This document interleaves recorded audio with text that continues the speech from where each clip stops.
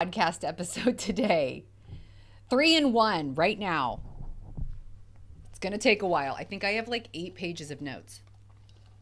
All right, guys.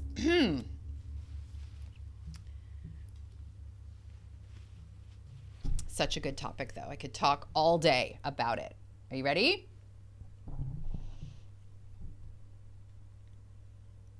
All right, so I have a question for you. When you go to a restaurant, do you put your phone on the tabletop so you can see every update that comes in during your meal? Do you ever find yourself tapping the screen of your phone when it's sitting on the table, only to find there are 0 notifications, but you're still tapping it again 90 seconds later? Do you ever sit there with your phone and you think you heard it buzzing or you felt it, but you check it and then there's nothing?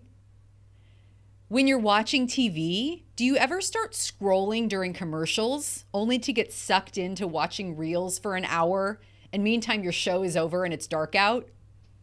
Here's one. Do you ever snap at your kids because they need something like a drink of water or help with their homework, but you're trying to deal with an urgent text or a work email on your phone, and now your patience is just at a 0? Do you ever feel like at the end of the day, you didn't miss a single phone notification, but you never once looked into your child's eyes? I'm asking these questions because I've asked them myself. I've lived this. I've had a real struggle with finding a balance as a modern woman in our world today between living life and being present for my family and being distracted by my phone, which also happens to be the source of a lot of good and a lot of efficiency and a lot of productivity in life, right? So if you have a cell phone, I can almost guarantee that in some way it is cheating you out of grounding, intention, and purpose in your life. Maybe not entirely, but in some way. But I can guarantee, and I can't say this about every episode of She Just Glows, the podcast, but I can guarantee that something in this episode will absolutely apply to every single one of you out there. Did you know, this is crazy, but I believe it. Here's a stat for you. The average American checks their phone between 60 and 80 times a day. That amounts to 5 or 6 hours a day that if you're the average American, you are looking at that tiny screen that's probably in your back pocket or within 1 foot of you right now. That comes out to 2,190 hours every year. And over a lifetime, that's 9 years. 9 years. So what you're going to learn today, and in this entire series I'm calling Stop the Scroll, is really important, because we're talking about 9 hours, not 9 hours, because we're talking about 9 years of your life. So what you do in those 9 years of time matters. And that's why this episode is so relevant to everyone, including me. I'm not sitting up here on my crystal perch in the sky having mastered this practice. But I got to tell you, this episode is really overflow from other episodes I've written, because I just have so much to say about creating margin in your life by having the boldness to separate yourself from your phone. In fact, I'm also writing a book about this. I started it in December of 2019, I'm also writing a book about it. I started it in December of 2019, and it's still floating around in my laptop. I just need to decide what to do with it, but it's tentatively called Stop the Scroll. But building a life of joy and purpose, which is what I teach about in my joy coaching business, really starts on a basic level with one thing, and that is being present and grounded in every moment. And if you can't be present and grounded in most moments of your life, it will be really hard to live a purposeful life. And I know that sounds harsh, but I'm going to get into all of this in this series. Because at the end of the day, oftentimes, our phones are at odds with the life we truly want to live. So I'm going to help you clear out the comparison crap and organize your digital life so it serves you and helps you live in alignment with the life you want. Sound good? Okay. I have guardrails in my own life that help provide me balance and grounding so that my phone is not an appendage to my body and so that I do have some separation. And it's hard. It's so hard. For example, you might know every single Saturday night, I turn my phone off and I leave it off until Monday morning. That is a life-giving practice in my life. I call it Screen-Free Sundays. And they have been totally transformational in my life and in my Sabbath. Screen-Free Sundays has changed my life, and it helps me live a more balanced digital life. So in these next 3 episodes, I'm going to share so much meat with you. If you want to look at your relationship with your phone and how you can tweak it a little bit. And all of these ideas may not work for you, but I can almost guarantee that at least a few of them will. I'm going to be sharing 5 steps that you can take today to do a digital reset. I will share with you the 5 times in my everyday that I am simply unavailable. And I'll list some ideas for you to create these pockets of time in your day when you can give yourself the gift of being grounded and present. I'll also explain Screen-Free Sundays in detail. I'll cover how I do it. I'll call out all the objections I know you have to not using your phone for an entire day. I mean, that is crazy talk, right? I'll answer your 4 most frequently asked questions about Screen-Free Sundays. And then I'll also share a lot of ideas for how you can implement your own version of Screen-Free Sundays. You may not be good with an entire day of no phone. I totally get that. But could you do an afternoon? Could you do from 7 p.m. to 7 a.m.? I'll lay out the groundwork for what could turn into being your own sanctuary of screen time, or I'm just not available time. It's a gift every week. After that, we're going to get ruthless. We're going to inventory your digital life and make some big cuts and some big edits. I have an acronym for it called LLC to help you cut out what's not serving you on your phone. And at the end of that, I'll share 3 steps right now today that you can do to start this digital clean out on your phone. I like to call it a phone cleanse. And you can do it right now as you listen to this series. Okay, so I've mapped out everything we're going to get into. I cover everything. And I have so much to dig into. Again, maybe you can just take a few of these tools that I'm going to share with you. But no matter what, I know this time will be worth your while. And I hope it's life-giving. I hope it makes you think about how you can make small changes to this pattern and habit every day of having a phone in our modern world today that you need to use, but tweaking a few things so that it works for you and so that you're not a slave to your phone.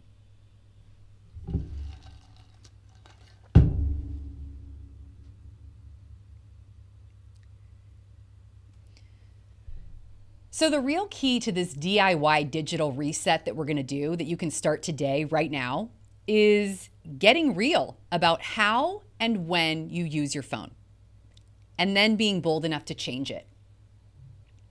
I had a really eye-opening experience when we first got cameras installed in our house. So we moved into the house we're living in about 6 years ago, and we wanted to have visibility of our children when they were at the house.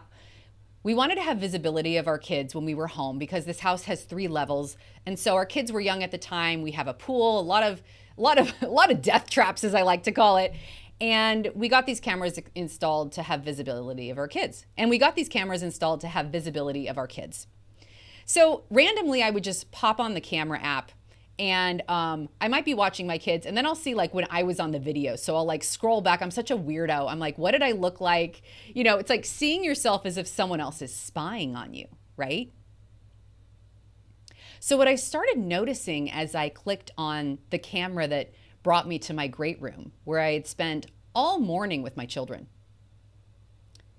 was that I was sitting there holding a phone, looking down at that phone, and sort of walking around and almost zombie-like mom, helping a kid with water, helping a kid, you know, pull their pants up or whatever I was doing that day, making them food. But the phone was always right there, and I was always sort of checking back with it. And so I saw this visual of myself, which was not what I imagined I was doing. I imagined I was just being a really hands-on mom of little kids in the great room that morning, getting them their cereal, getting them everything they needed, and then once in a while checking my phone. I might have been doing really good things on the phone. I was probably adding bananas to our Walmart grocery app. I was probably texting my husband about our plans that evening. I was probably making plans with friends about meeting up. I was doing all of these essential, important things. But seeing myself on that security camera footage showed me that over 2 hours, I was basically looking down at my phone much of the time. And it was really eye-opening. When you see yourself from the outside like that, and that's what my children see. My children see mom walking around, looking into her phone, all for good reason, all for important things, but looking into my phone so much of the time that I'm spending with them. It's just what it was, right?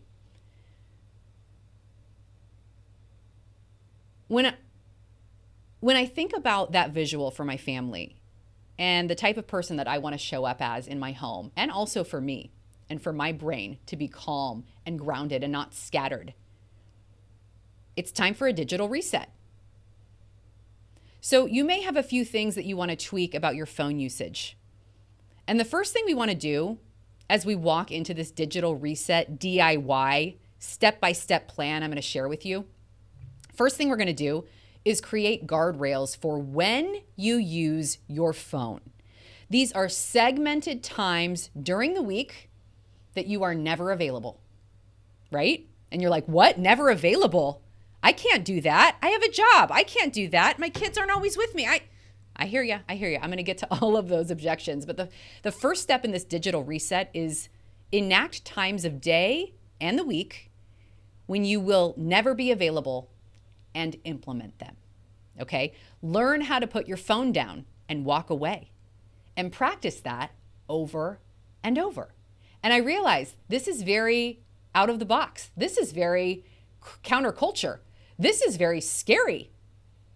But I'm teaching this from a place of, I've taught myself to do this. I walk away from my phone, and I got to tell you, girl, it feels so good to have that separation. It's been such an important thing in my version of building my own thriving life.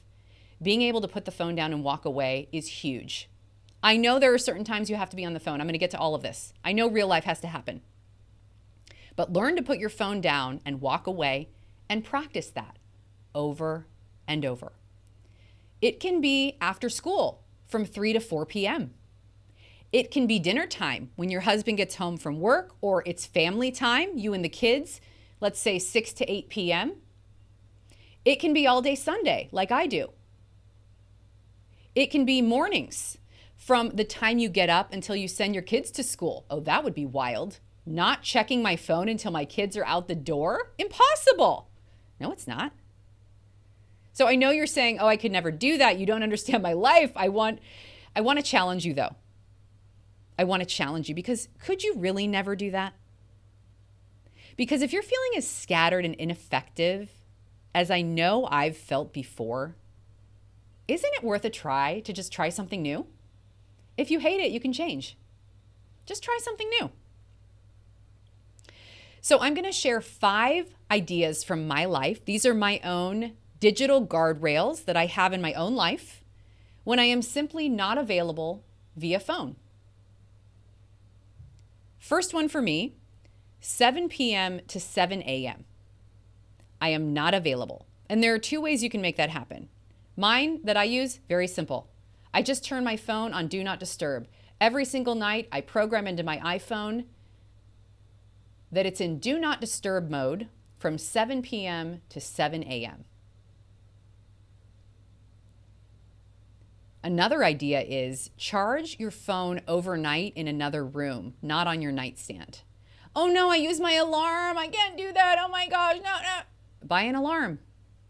We want to build a thriving, joy-filled life. It's going to require a little bit of tweaking, a little bit of pivoting. Yes, it's more convenient to just set the alarm on your phone, but if having your phone charging on your nightstand is activating your mind all night and keeping you sort of in this revved up state and you're not getting good sleep and you're not getting good separation from work, charge your phone overnight in another room.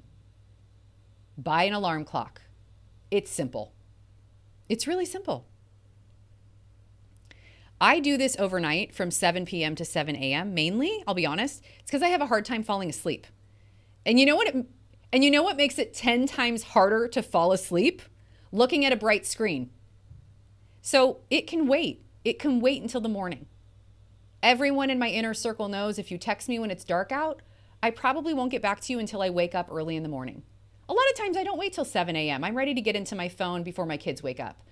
Around 5:30 in the morning is when I'll respond to a lot of texts. It works for me. And it allows me to create a margin and a boundary in my own life to where I am taking time to put down the outside world, to enjoy time with my husband in the bedroom, relaxing, doing whatever. I don't need to be accessible after 7 p.m. Another time I'm not available is when I pick my kids up from school. Usually I park my car and I leave my phone in the car. I walk into the school, I collect them, we sit and hang out, I'm there, I'm present, I'm hearing about their day. And I don't have this lump sitting in my pocket that's just random things coming in, urgent in quotes, notifications that aren't really urgent, that I'm stopping to check, the group text that doesn't really matter that I can check later. I can check all 30 of those texts in the thread that none of them even apply to me, right? You know what I mean. You're on those text threads. So I just leave it in the car. What I'm giving up by leaving my phone in the car is so little compared to what I'm giving up by bringing my phone in when I pick my kids up from school. Those first few moments of them, do I want to walk up to Carline to pick them up, staring into my phone? No, I want to lock eyes with them when they see me. Now, sometimes I do have my phone when I walk up to Carline, but I notice the difference. I notice the difference when my kid is clinging to my thighs saying, "Hi, Mom," and I'm still responding to a text. I don't like that. So the simple way to solve for that is I just leave it in the car. Another thing, once we get home, I try most afternoons to take a minute and say, "Hey, do you guys want to go on a walk?" Usually it's just my daughter who wants to go. My kids are 4, 7, 9, and 11. The only one who really usually wants to go is the 4-year-old. All the others are like, "No, we don't want to go on a walk with you." But again, I'll leave my phone in the kitchen and I'll just go downstairs and walk down the street with my daughter. Can I tell you guys how life-giving those moments are? My nervous system relaxes. We walk down the sidewalk and I notice the sound of the birds chirping. I notice the same butterfly that my daughter sees on that yellow flower in the neighbor's yard. We pick up trash or we're just in the moment. And just that practice of leaving my phone charging in the kitchen while I walk down the street with my daughter brings so much personal rest to my brain that I need at that point in the day. Another time I'm not available is when my kids ask me to play soccer with them in the backyard. Again, I just leave my phone charging in the kitchen. I don't need to be on my phone the entire time my kids are home from school. Whatever is coming through, I'll get to it later. Nothing's urgent. I know if you have a full-time job where you're expected to be reachable throughout the afternoon, it's different, and I'm going to get to that.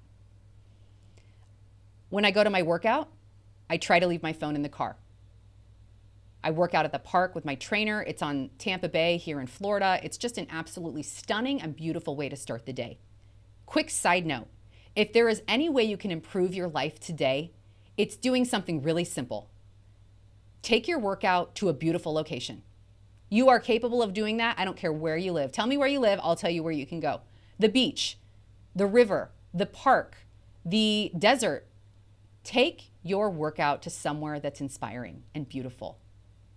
It is the quickest way that I can elevate my day and that I can elevate my mood and improve my day.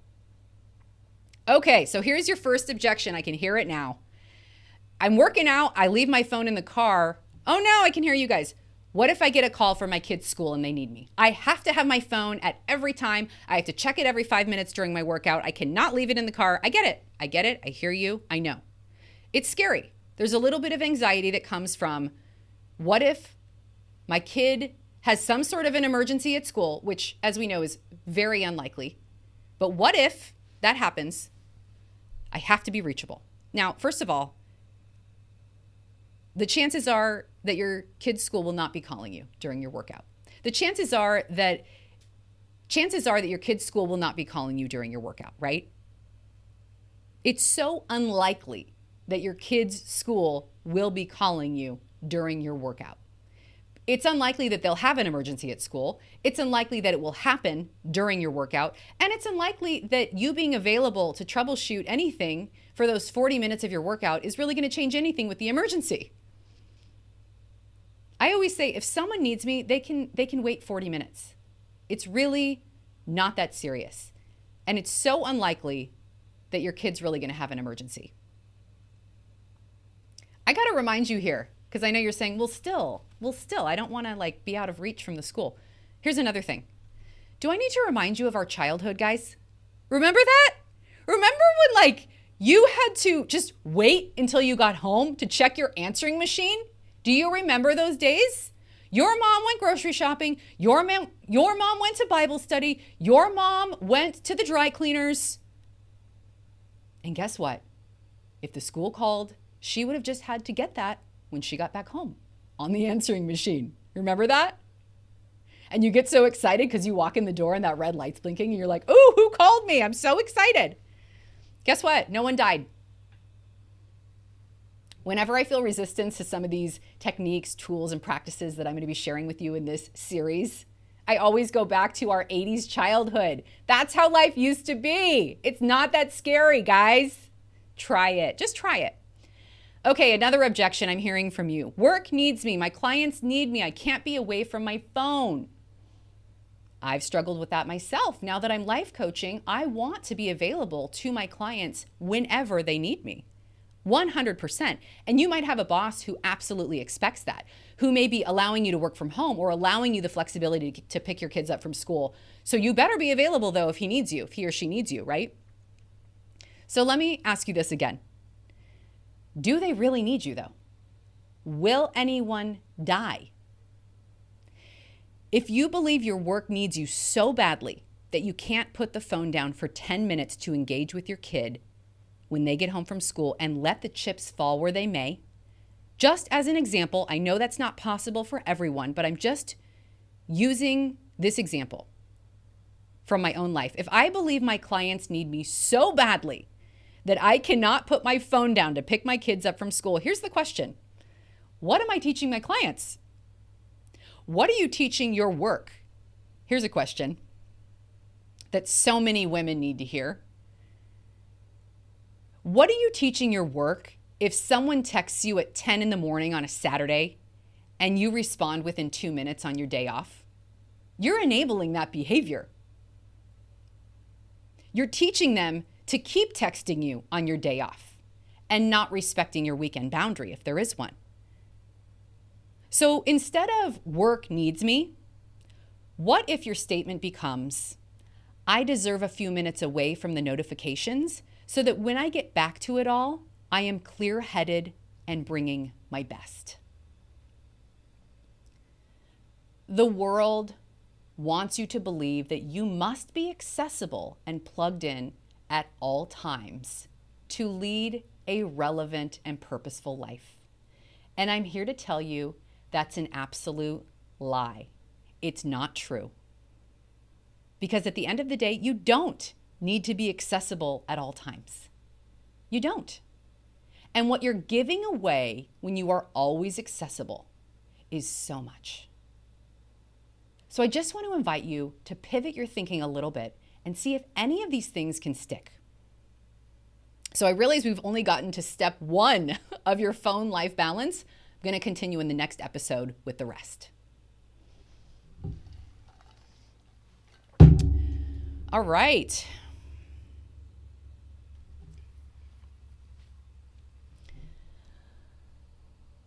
Okay, we're talking about 5 steps to better phone life balance in your life. And in this episode, we're getting into a practice that is so life-giving for me. I had to devote an entire episode to it, although there's so much more in this episode as well. I call it Screen-Free Sundays. So in the last episode, we covered step 1, and now I'm going to jump into the second step in your DIY digital reset, which is recognize the gift you're giving yourself by creating margin and time away from your phone. Because it is absolutely a gift. When I go on a walk with my daughter and I leave that phone in the kitchen to charge for the 15 minutes that we're gone, I can breathe again. I see the clouds. I hear the birds chirping. I look at her face. I see her eyes. I notice that chocolate on the side of her mouth. I'm present enough to realize if she's had a bad day. You see the difference? See the difference here? Because if I bring my phone, it's a whole different story. I'm responding to texts. Oh, I remembered I need to buy bread and I got to add that to my grocery list. I'm checking the weather for the soccer game tonight. I'm doing all good things. All good things that come with being a mom in our world today. But if I bring that phone on the walk, I'm cheating myself and my child out of that moment together. And I know that's a really extreme differentiation that I'm drawing here, but I really want to drive home this point that you're giving so much away by always having your phone out. And it's just not necessary. So this practice in my life that I call Screen-Free Sundays has been in my life for several years. I wrote a post about it many years ago when my kids were little. And it was just this idea that I don't need to be online on my phone all the time. So what would it look like if I just took a step back one day a week? So I decided on Saturday night, I would turn my phone off. It would stay off all day Sunday, and I would turn it back on Monday morning when I wake up. I have to tell you guys, this is one of my best kept secrets to a thriving life is space from your phone. And for me, that looks like all day Sunday. So here's how that works in real life. I'm a mom of 4. I have a husband who's an entrepreneur, travels a lot. We don't live near any family. Oftentimes, family is visiting on weekends. So I'm going to give you the real life play out because I don't live in fantasy land. On Saturday night, I take a look at everything on our calendar for Sunday. I get out a Post-it note and I write down what's happening on Sunday. Church, workout, whatever's on the calendar. I also write down what I have on my to-do list in my calendar. And as I've spoken about in other episodes, and as I've spoken about in another episode of She Just Glows, the podcast, hang on, let me find which one that is so I can really give you the info.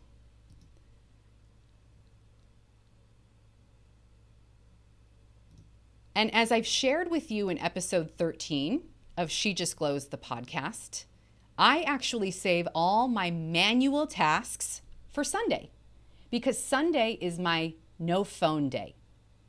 So in that episode, if you're interested, I talk about the difference between digital and manual tasks. And Sunday is my day where I have no phone, so I'm doing all the manual tasks in my world. I'm folding laundry. Sometimes I'll weed the front yard. Other times I will clean out the garage. All things that don't require any electronics or any technology and that just require my hands. So I write down everything I'm doing the next day on a Post-it note.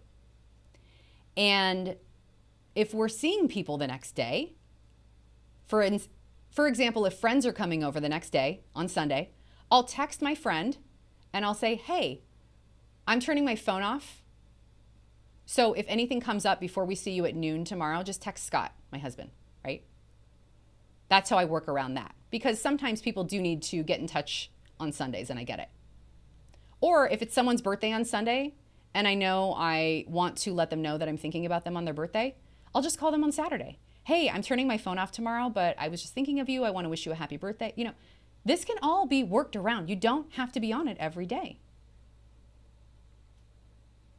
If we're driving somewhere where I don't know how to get there, I just write the directions down on a piece of paper. Again, guys, go back to the 80s when you had a Thomas guide and nothing else. GPS did not even exist when I was first a TV news reporter driving myself around the unknown streets here in Florida and trying to find my stories. I had to write down those directions. Remember MapQuest? You print out the directions before you go.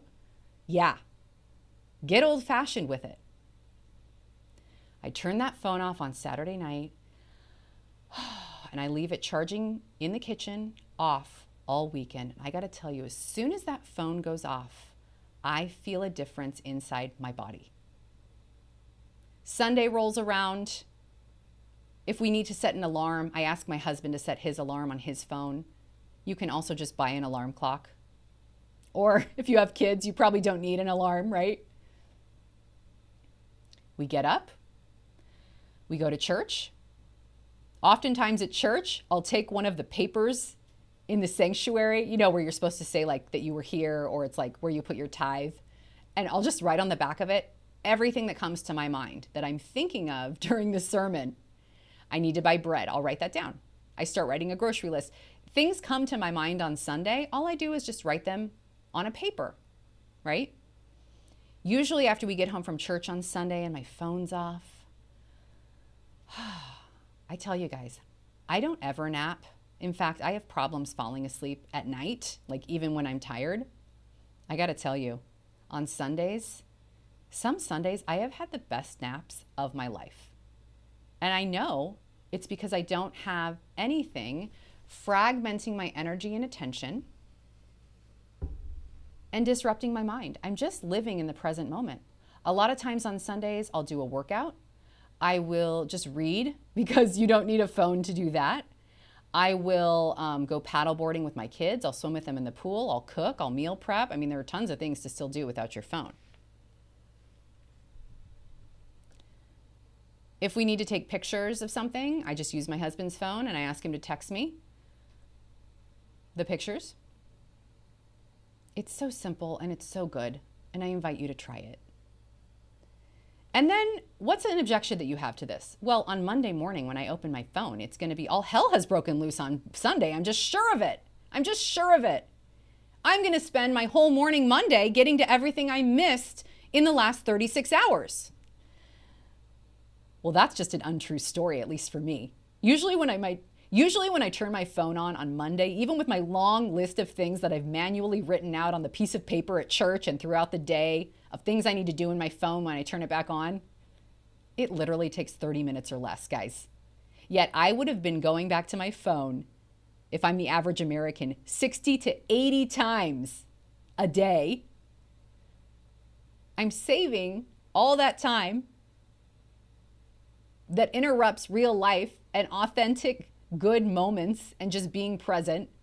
And I'm just spending 30 minutes on Monday morning doing it all, if even that much time. So I'm going to go through again some of your questions. These are your 4 most frequently asked questions about screen-free Sundays. The first one is, what if you have plans with people? And as I said, I text them the day before and I tell them my phone will be off and I confirm whatever we're doing. If you need anything, text my husband. Or you could even say, if you need anything, email me, and you can check your laptop for an email. Another question, what if you had an emergency? Well, here's my answer to that. It hasn't happened yet. Hasn't happened yet. Hasn't happened yet. Other people have cell phones. If there's an emergency, someone else has a phone. Third question, is your whole family screen free on Sunday? Great question. No. We watch a lot of TV on Sundays, so screen free isn't quite accurate. It's really phone free for mom Sunday. We watch a lot of TV on Sundays as a family, football. The kids do not get tech time on Sundays. It's a family day, we tell them. During the week, as a side note, we allow them tech time, we call it. Tech time from 6 to 7 p.m. if they have done all their chores, if they have had good behavior. Like for one of my kids right now, he's grounded from tech time for like a month. And it keeps getting longer. And I'm like, you're never going to be back on your Nintendo Switch Lite with this. No tech time unless you are doing everything you're supposed to be doing. But we don't even do that on Sundays. My husband does have his phone on Sundays. Again, adapt this to work for you. It doesn't have to be exact, but this is how it works for me. Fourth question, what about all the stuff you have to do on your phone? Yes. As I mentioned, I just do it on Saturday. And I write it down on paper throughout the weekend if I think of it, and I just do it on Monday morning. And you know, if you try to practice Sabbath in some way, this really reinforces that. And if you don't try to practice Sabbath over the weekend, no worries. But let me explain to you how this really feeds into my belief system. Sabbath is a sacrifice, okay? And how is that a sacrifice? It's rest. How is that a sacrifice? Here's how. As an example, God's people in the Bible, they had to actually not work on Sabbath, right? So what does that mean if you're an agrarian society in ancient times? Okay, that means no farming, no harvesting. Whatever was needed to be done, and there was a lot, had to be done another day. That's a sacrifice. So like I said, I'll do a lot of things that need to be done before I turn my phone off on Saturday night. It's a choice and it's a planning ahead to step away. And there is some sacrifice to it, but for me, it's just such a gift. It is so restful. This time off my phone is so life-giving. And you may be wondering, do you dread it? Do you feel so out of control? Oh my gosh, you guys, let me tell you, I look forward to that time every single week. It is a sanctuary in my life.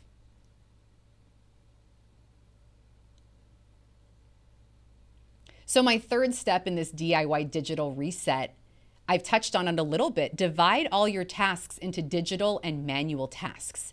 See, a big part of the reason I usually feel scattered and overwhelmed is because I have so many tabs open all the time, right? I was just talking about the walk with my daughter.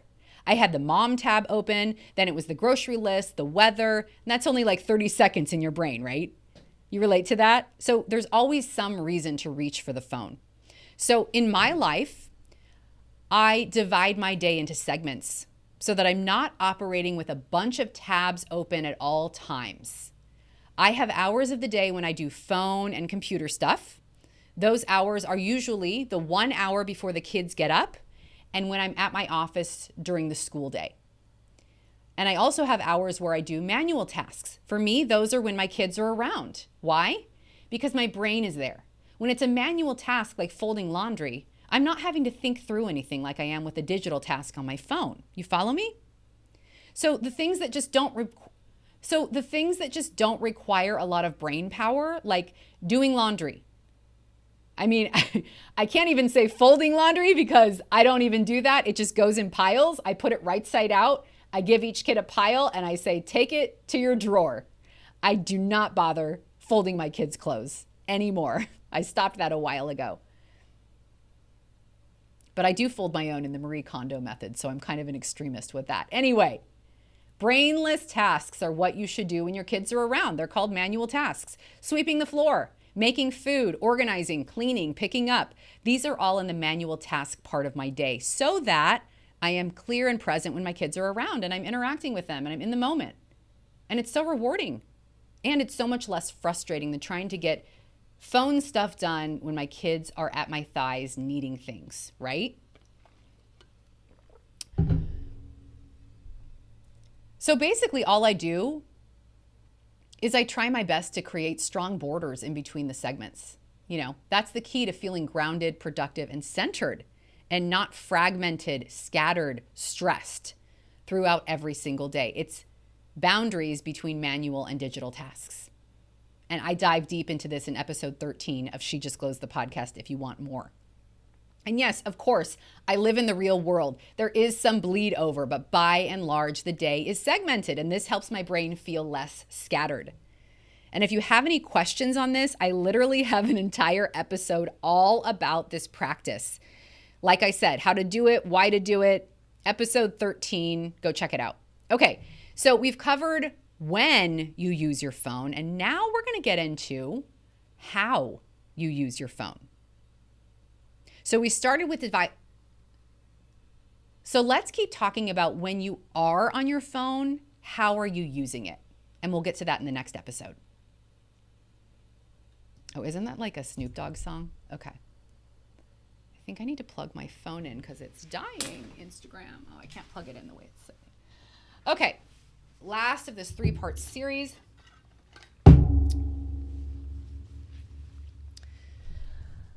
Third episode of this series. Okay.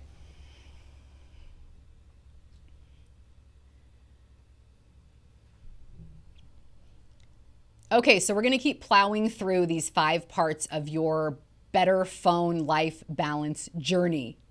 And in this episode, I'm going to get ruthless, okay?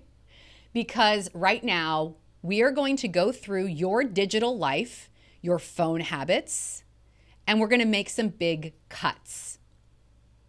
I have an acronym for it called LLC, and it's designed to slash what you're doing in your phone.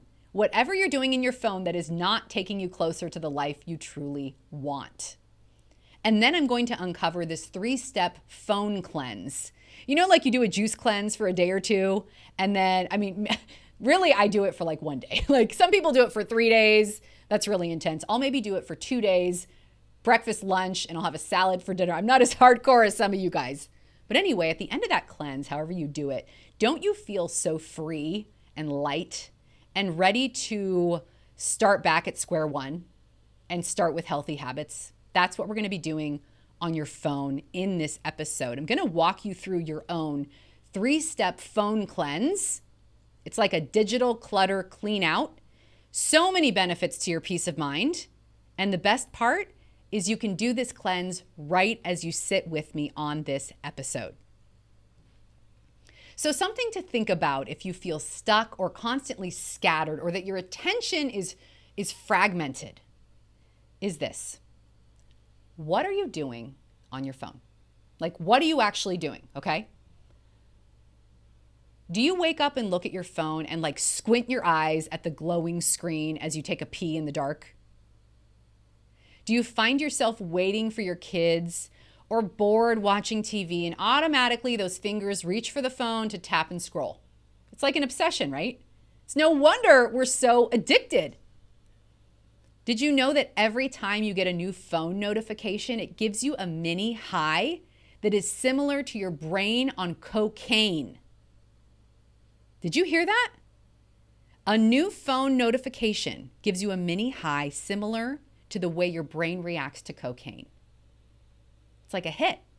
It's a hit of dopamine in the brain that releases feel-good chemicals into your body. No wonder we're so addicted to it. It feels good. I got a kick out of this. There are a few named conditions related to phone use. You guys are going to love this. Nomophobia. Nomophobia is the fear of going without your phone. That's funny. Nomophobia. Textophrenia. Textophrenia. It's not like text your friend. Textophrenia is the fear you can't receive or send texts. Phantom vibrations. I spoke about this in the first episode of this Stop the Scroll series. This is a thing, guys. It's a condition. Phantom vibrations is that feeling that your phone is alerting you when it really isn't. I totally had that myself. So these may not all be you, but I got to ask the question, what does your digital life look like right now? Remember I was talking about earlier in this series about those 9 years of your life? 9 years of your life that the average American spends on their phone, 5 or 6 hours a day over the span of the average lifetime. Over the span of the average person's life in America, that adds up to 9 years on your phone. So what are you doing with those 9 years? I'm not just talking about social media. You might say, well, I don't post on social media. Yeah, but how often are you scrolling? I know some of you guys are lurkers. Like, you don't ever post, but you don't miss any of my posts, or you don't miss any of certain people's posts, right? You're still there putting the energy into scrolling, even if you're not posting. How often are you checking texts, emails, checking the weather, your calendar? Are you plugged in all the time? As I mentioned earlier in this series, I struggle with this myself. I'm a life coach, and something that I offer clients that's really unique is access to me in between sessions. That's really important to our workflow. We talk on Voxer, which is an app where you can leave really long voicemails for each other. So I'm coaching you through even when we're not in session together. So what am I giving up if I put my phone down certain points in the day? I'm not giving up very much personally so that I can engage authentically in my actual life. Does that make sense? So it's so important for me personally to have boundaries with my phone use. And I'm very firm and very committed to those boundaries, which I shared in the first episode of this Stop the Scroll series. If you want to scroll back, I'm not repeating anything I've been through earlier in the series. I invite you to listen to the first 2 episodes in this series. We're just going to keep plowing through into this phone life balance journey.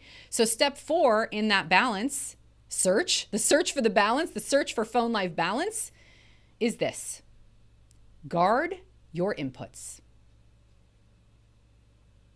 Are you going to tell me that what you consume during those 6 hours a day will not impact your life? That's a full quarter of your day, not including the time you sleep. Guard your inputs, because I don't care how confident you are. I don't care how self-assured you are. I don't care how independent you are. We are all impacted by what we allow into those inputs in our life. That is part of the human experience. And if you're scrolling all day, you're human. You're comparing. And even if you aren't comparing, you are creating a standard of measurement that is influencing how you view your own life. Did you hear that? Even if you're not comparing on social media, you're creating a standard of measurement that is influencing how you view your own life. So guard your inputs. And I'm going to get to bullet points of how to do that just around the corner here. Step 5 in this digital reset, this phone life balance that we all want. I love this step. It's going to get real. Ruthlessly edit your notifications. Yep. This is huge because we're talking about guarding what gets into your brain. Guard it tightly. I want you to take inventory of your digital life, okay? Your social media apps, your other apps, who you follow, who you have access to. Let me start this over. Because we are talking about guarding what gets into your brain. That is serious business. Guard it tightly. You are the gatekeeper to your own thought life. So what I want to do right now is an exercise that you can do as you're listening. I want you to wrap your brain around what it means to take inventory of your digital life. Okay, I'm talking about your social media apps, your other apps, who you follow, who has access to you on text, on email. I'm going to break it down right now into an acronym I like to call LLC to make it really easy to remember, okay? LLC. L, look at the apps in your phone. 3 easy steps. Look at the apps in your phone. Second L, list the inputs and notifications and scrolls that don't feel good. C, cut them out ruthlessly. And I'm going to share 3 ways to do that right now. Okay, so step 1, look at the apps in your phone. I want you to open your phone, look at all the apps and notifications there. Some might be needed for your kid's school or your job. Some might not be. Some might be old. Some might be stupid. Some might be unnecessary. Some might be life depleting. Go through all the apps and notifications and scrolls, and I just want you to list out on a paper or in your mind the apps, the scrolls, the notifications that don't feel good. that don't feel good.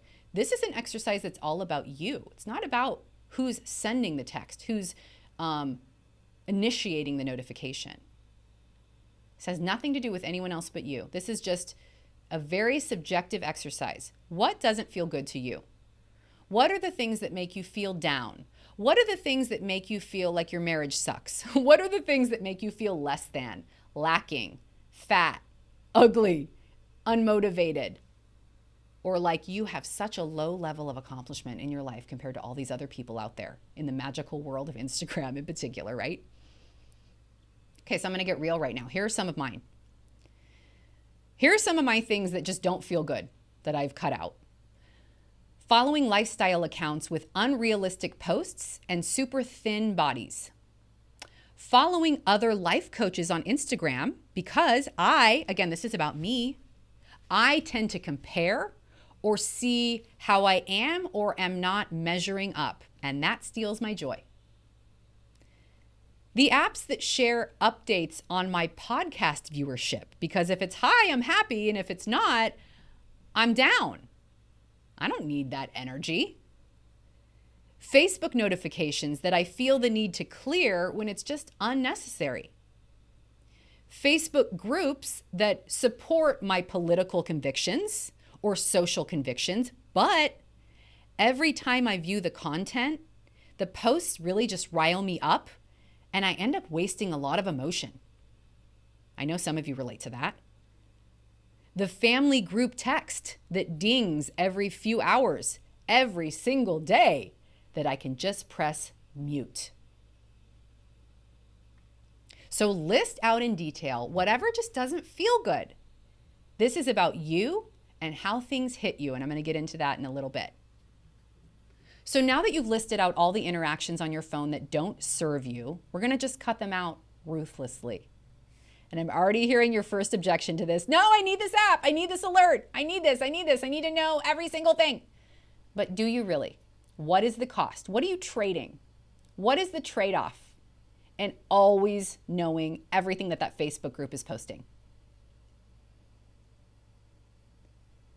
Almost always, these apps or alerts or updates that you think you need are not necessary. For example, if you follow your kids' school on Facebook like I do, and that's where you get all the school updates, but some of the activities on that page really trigger you and upset you, is it really necessary to be on that Facebook page? Don't you have a friend you can text to see if anything earth-shattering is going down at the school? Can't you just email the teacher? Are there other ways that you can get the info? So if the alerts are helpful informationally, but not helpful emotionally, are there other ways you can get the info? Almost always the answer is yes. And I invite you to have the boldness to look into those other ways because it's really not that big of a deal. But it is a big deal to give away your emotional peace and joy so that you can get all the information all the time. So first and foremost, delete all the apps you don't need. Please do this now. Oh my gosh, my husband's phone, I could do a whole other episode on it, drives me crazy.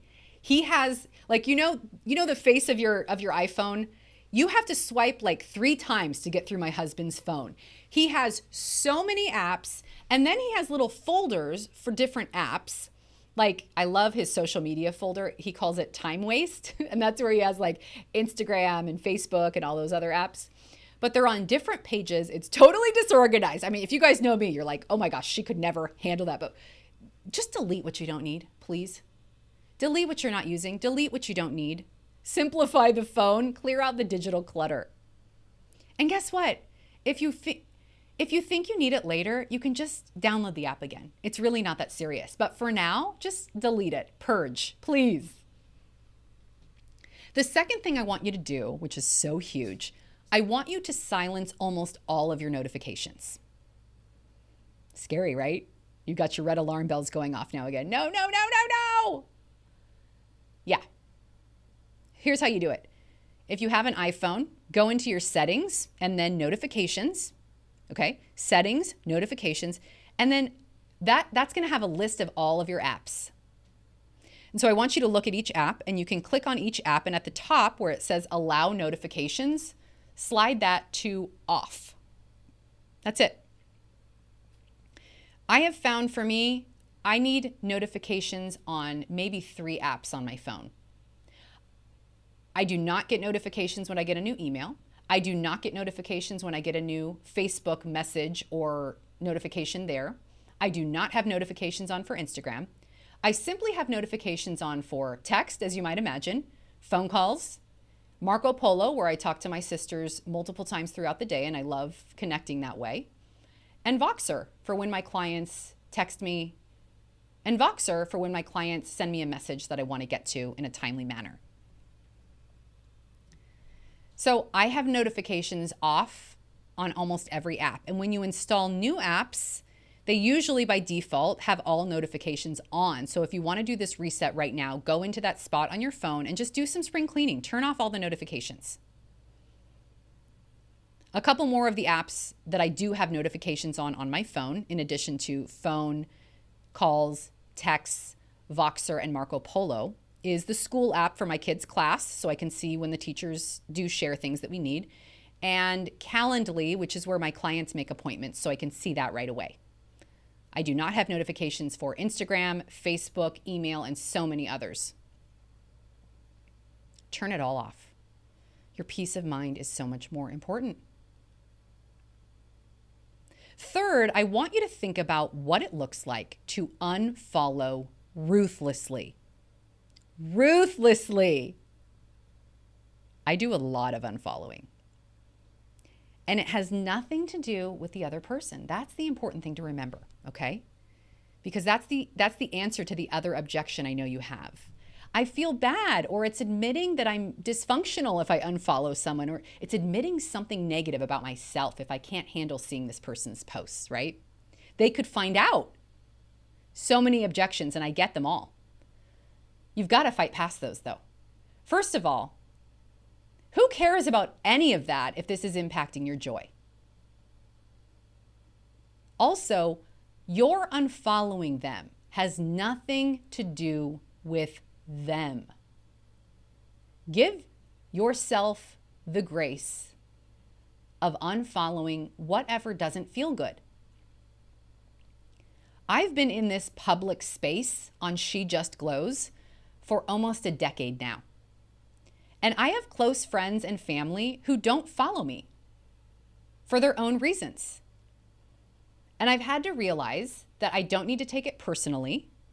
It really has more to do with them than me. And I'm not saying that to put them down. I'm just letting myself off the hook.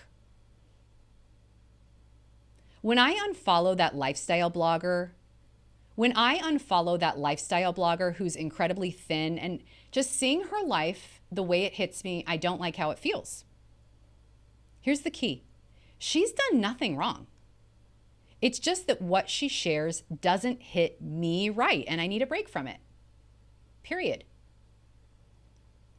When people unfollow me, I don't let it bother me anymore. I used to, totally used to. But I don't let it bother me now because it's not about me. It's about them. It's about how it hits them. It doesn't mean my content is bad. It just means it doesn't hit them in a way that serves them. And that's okay. So apply that in the reverse. Unfollow or mute. And you know what? They don't even have to know. When you silence a conversation on an iPhone, when you mute that family text thread, no one has to know. And again, I talk about this with clients and in so many episodes. Guys, the path to a joyful life absolutely includes a stop at the pit stop, which is called getting comfortable with disappointing others so you don't disappoint yourself. If it's costing your joy, that's too expensive. Stop getting bogged down by other people's posts. Just unfollow them. They literally don't even have to know. On Facebook, I think you unfollow and they have no idea. On Instagram, I think it's called mute. And you can even like mute someone's stories and not their posts and vice versa. It's great. Take the step. Take the step and try it. Go through your Instagram feed and think about the posts that just don't feel good and go to that person's page and mute their posts for a while or mute their stories. It's okay. They will never know. Because here's the thing. Your joy is more important. Your joy is more important than not disappointing others. And these tiny habits are the biggest way, are the fastest way, are the biggest and fastest ways to find blessing in your everyday by keeping your digital life pointing to the life you truly want in real life, so you can keep walking toward the life you truly deserve. All right, guys, thanks for being here. I'm losing my voice now. Have a great day.